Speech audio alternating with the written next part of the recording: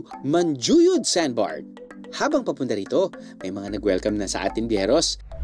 Let's zoom in! Ano ang hype na ito?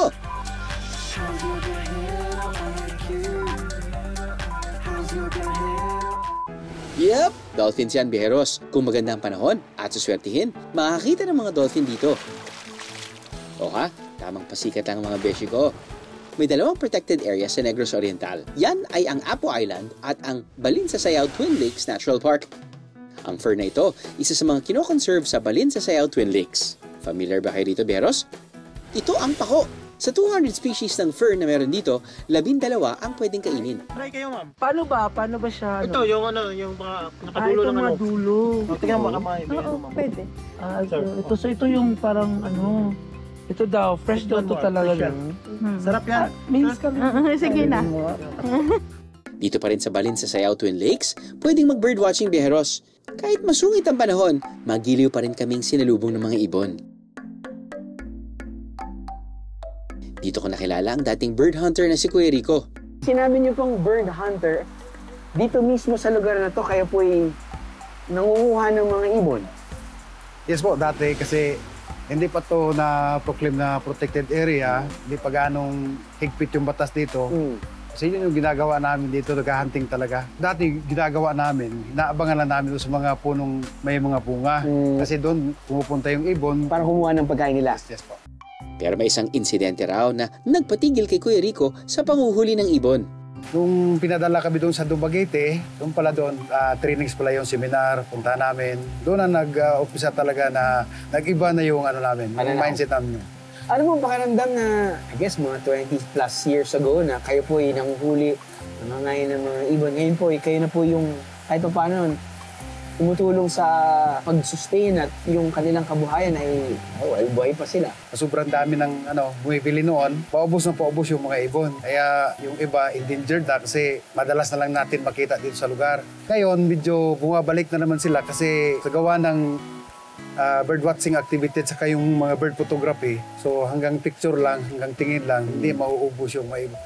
Mas lalo pa silang dadami ngayon sa ganitong mga paraan. Dahil dyan, may palaro tayo kung saan bida ang mga ibon. Magkakaroon lang tayo ng konting or munting palaro. Maglalabas tayo ng isang image ng bird. At kailangan lang natin mahulaan kung anong klaseng bird yon. Kapag hindi na sagot, may parusa. At yung parusa na yon, kailangan gayahin lang yung itsura ng bird doon sa letrato na yon. Makisagot na rin kayo, biyeros. Corrected from the mouth. Grabe ka naman!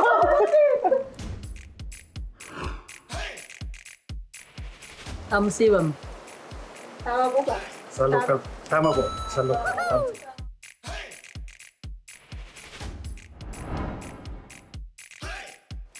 Serpent eagle bro.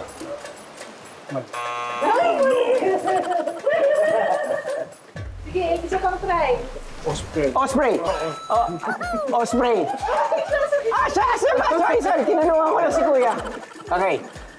Pahirapan. Pwede ha? Huli! Woodpecker! Okay, practice lang yan. Okay, ang daya talaga ng producer ko! Okay. Hindi naman bird yan eh. Parang... Kuya Rico, ba't mo ako tinatawanan? Ito siguro isa sa mga pinakamahirap banggitin or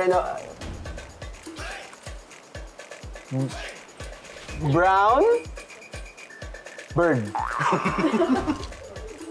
Hindi. Sirit. Frogmouth. Frogmouth. Oh, frogmouth. So, gayahin ko siya. Kanyari ting.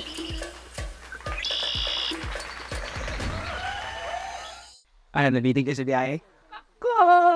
All you gotta do is just subscribe to the YouTube channel of GMA Public Affairs and you can just watch all the Behind the Drew episodes all day, forever in your life. Let's go! Yeehaw!